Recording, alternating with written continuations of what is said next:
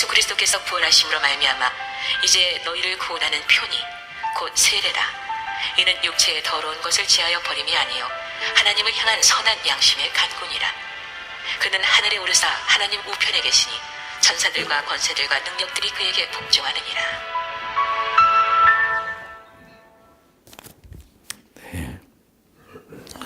오늘 마가복음 14장 1절에서 9절의 말씀입니다. 이제 고난주간이기 때문에 복음서에서 큐티 말씀의 본문들이 이제 나오고 있는 것 같습니다. 오늘 말씀을 보면 3절에 보면 예수께서 베다니 나병 환자 시몬의 집에서 식사하실 때에 일어났던 사건입니다. 예수님께서 나병 환자 집에서 식사를 하셨다고 기록하고 있죠. 한번 상상을 해보십시오, 여러분들. 예수님의 그 영성, 예수님의 그 마음, 죄인을 사랑하고 또 병든자를 사랑하는 그 마음이 얼마나 큰지 한번 생각해 보십시오. 그 나병 환자의 집에서 밥을 같이 먹습니다. 율법으로는 이 나병 환자를 만지는 것조차 금지되고 있는데 예수님은 가장 친밀함의 결정판이라고 할 수 있는 식탁의 규제를 이곳에서 하고 있는 것이죠. 이것은 예수님께서 죄인을 부르러 오신 예수 그리스도의 모습을 여실히 보여주고 있는 아름다운 장면이기도 합니다. 이 장면에서 우리는 몇 가지 사람들의 모습이 나타나고 있습니다. 첫 번째 보면 1절에 대제사장들과 서기관들입니다. 대제사장들과 서기관들은 예수님을 1절에 보면 죽일 방도를 찾았다. 왜 죽이려고 그랬겠습니까? 이 사람들은 철저하게 육으로만 살았던 사람들입니다. 육으로만 살았던 사람들이라는 말은 예수님의 그 많은 사람들을 병을 고쳐주고 죄인들을 사랑하시고 또 이런 그 백성들에게 신망을 얻었던 이 예수 그리스도를 향한 시기와 질투 이런 부분들에 있어서 대제사장들과 서기관들은 그 마음으로 가득 찼을 뿐만 아니라 자기 자신들이 하나님 앞에 참된 종이라고 생각했기 때문에 그런 착각 속에서 예수님의 여러 가지 행위들이 마음에 들지 않았던 것이죠. 2절에도 보면 그런데 밀란이 날까 두려워서 이렇게 명절에는 하지 말라.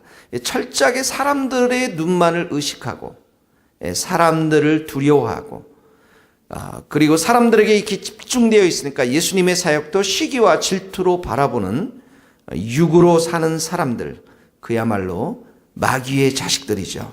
이런 대제사장들과 서기관들의 모습이 여기 그려지고 있습니다. 고난의 주간을 맞이하면서 우리에게도 이런 육의 소욕들을 성령의 불로 다 태우고 영으로 살아가는, 성령으로 살아가는 우리가 돼야 될 줄로 믿습니다.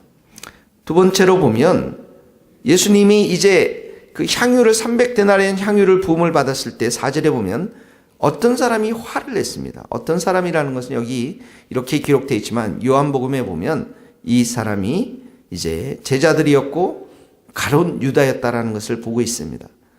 화를 내어 향유를 허비하는가. 5절에 보니까 이 300데나리온이라고 할 것 같으면 노동자 한 하루 품삯꾼이 받을 수 있는 일당이 한 데나리온이었으니까 약 360일 1년치의 노동자 품삯꾼에 해당하는 굉장히 많은 고가의 이런 향유였다라는 것이죠. 이 향유를 가난한 자들에게 줄 수 있는데 하면서 이 여인을 책망하고 있는 것입니다. 실제로 이 가난한 자들을 생각했다라기보다는 요한복음에 보면 이 가룟 유다의 마음속에는 철저하게 돈을 사랑했던 탐욕으로 가득 찼던 그런 모습을 보게 되어집니다. 우리는 여기서 두 번째로 육으로 살고 있는 제자를 보게 되어집니다. 교회를 나가고 성경을 보고 기도를 하고 우리가 함께 신앙생활을 하지만 하나님 중심보다는, 예수님 중심보다는 이렇게 그 마음속에 탐욕으로, 욕심으로, 돈에 대한 사랑함으로 가득 차 있는 성도들도 있을 거라고 생각이 듭니다. 두 번째로, 이 고난의 주간에 우리의 마음 가운데 정말 회개하며 주님의 보혈로 깨끗이 씻어야 할 것은 돈에 대한 탐욕인 것입니다. 욕심인 것입니다. 우리의 욕망인 것입니다. 자, 이렇게 두 계층의 부류가 육으로 살아왔다면, 이 예수님이 이제 나병 환자 베다니 나병 환자 시몬의 집에서 식사하실 때 한 여인이 등장합니다. 3절에 보니까 한 여자가 매우 값진 향유 곧 순전한 나드 한 옥합을 가지고 와서 옥합을 깨트려 예수의 머리에 부었다라고 기록하고 있습니다. 이 기록이 이것이 얼마나 예수님으로 하여금 기쁨을 주었는지 9절에 보면 온 천하에 다니면서 복음이 전파될 때 이 여자가 행한 일, 이 기름 부었던 이 일을 기념할 것이라고 놀라운 그 축복의 메시지를 예수님께서 하고 있는 것입니다. 이 유대 사회에서는 귀한 손님이 오시면 머리에 향유를 바르면서 환영의 표를 하는 관습이 있다라고 기록하고 있습니다. 여기 깨뜨렸다라는 것은 이 한 방울도 남기지 않았음을 말하고 있는 것이고요. 아낌없이 부었음을 말하고 있는 것이고요. 이 나드 향유는 뚜껑을 닫아 잘 보관하면 수백 년 보관할 수 있지만 한번 깨면 더 이상 사용할 수 없는 그런 고가의 향유인 것이었죠.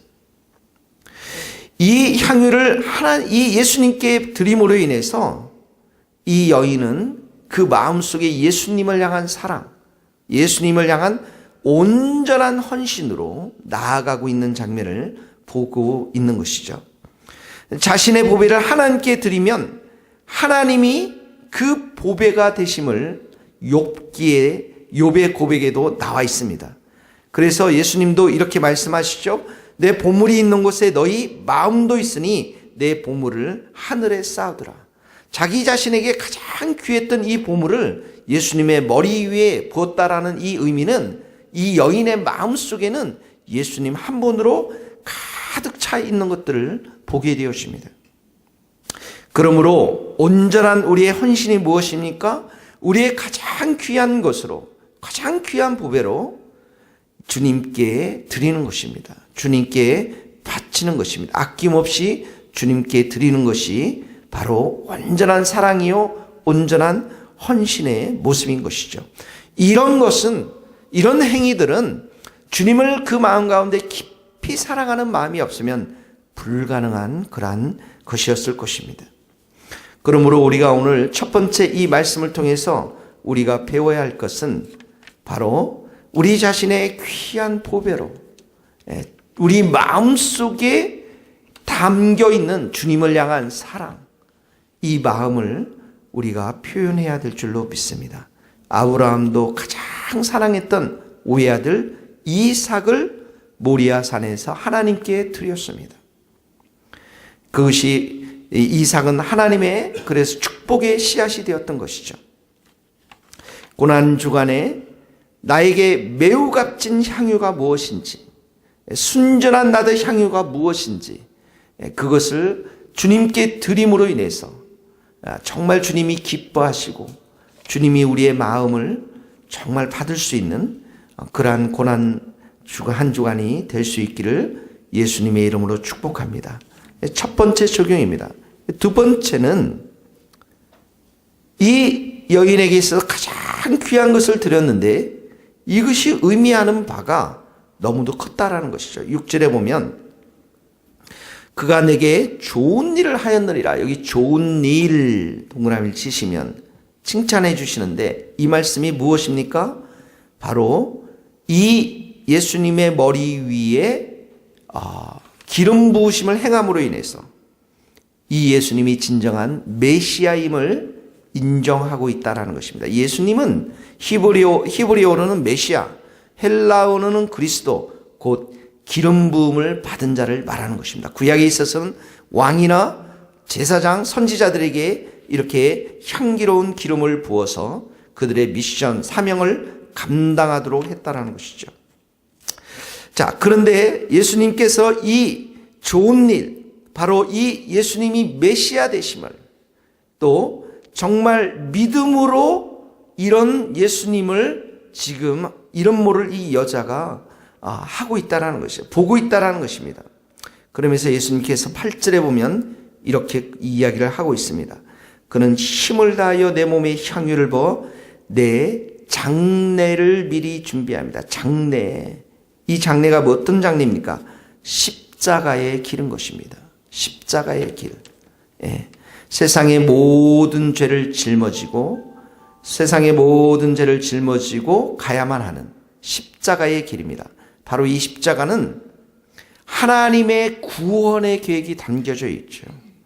하나님께서 수천 년 동안 구약을 통해서 예비한 하나님의 뜻, 하나님의 구원의 계획을 담고 있는 것입니다. 근데 이 여인이 8절에 보면 힘을 다하여 미리 준비했다라는 것이에요.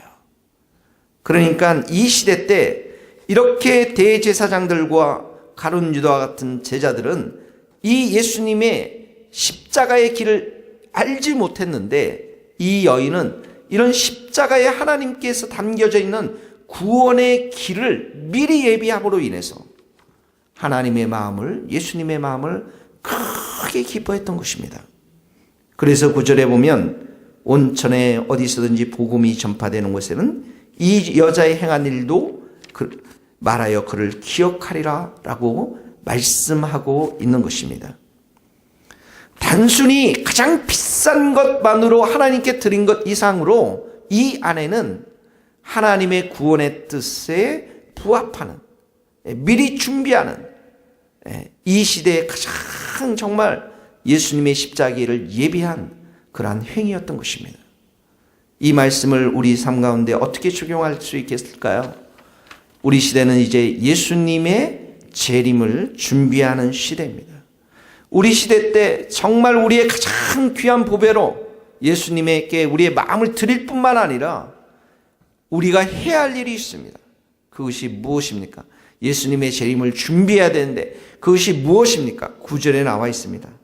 온 천하에 어디 있어든지 복음이 전파되는 것입니다.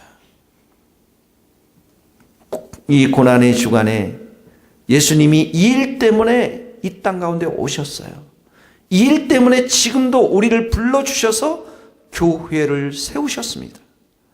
우리가 오늘 하루도 이런 예수님의 구원의 계획, 이 선교의 계획을 우리의 마음 가운데 담고 우리가 만나는 사람에게 예수 그리스도의 복음을 선포함으로 인해서 우리가 예수님의 재림을 정말 준비하고 예수님의 마음을 기쁘게 해드리는 복된 하루 될 수 있기를 예수님의 이름으로 축원합니다. 기도하시겠습니다. 하나님 아버지 감사합니다. 죽을 수밖에 없는 우리들 예수님의 은혜로 우리를 건져주시고 구원시켜 주시니 감사합니다. 이 여인이 300데나리온의 그 순전한 나드 옥합, 그 옥합을 깨뜨려 예수님의 머리에 부었던 것처럼 우리의 마음속에도 우리의 가장 귀한 것으로 예수님에게 바치고 드리고 우리의 사랑하는 예수님을 향한 우리의 사랑의 마음과 믿음의 마음을 표할 수 있는 그러한 성도들이 우리 모두가 될 수 있기를 간절히 기도합니다. 주님이 오실 날 멀지 않은 이 시대에 많은 사람들이 죽어가는 이 시대에 주님 우리가 복음을 듣고 예수 그리스도의 복음을 우리가 전파할 수 있는, 깨어서 전파할 수 있는 그러한 믿음의 사람들이 다 될 수 있도록 은혜를 더하여 주옵소서. 한 주간 시작되는 이 고난 주간에 예수님을 더 많이 생각하고 예수님을 더 많이 사랑하며 예수님을 사랑하지 못하는 우리의 마음들을 회개하며 예수님을 기쁘시게 해드리는 우리의 한 주간의 삶이 될 수 있도록 은혜를 부어 주옵소서. 예수 그리스도의 이름으로 기도하오며 지금은 우리 주 예수 그리스도의 은혜와 하나님의 크신 사랑과 성령님의 교통하심이 우리 모든 성도들과 이 나라 이 민족 저 북한 땅과 선교사님들과 스코틀랜드 땅 위에 이제로부터 영원토록 함께 하시기를 간절히 축원하옵나이다. 아멘.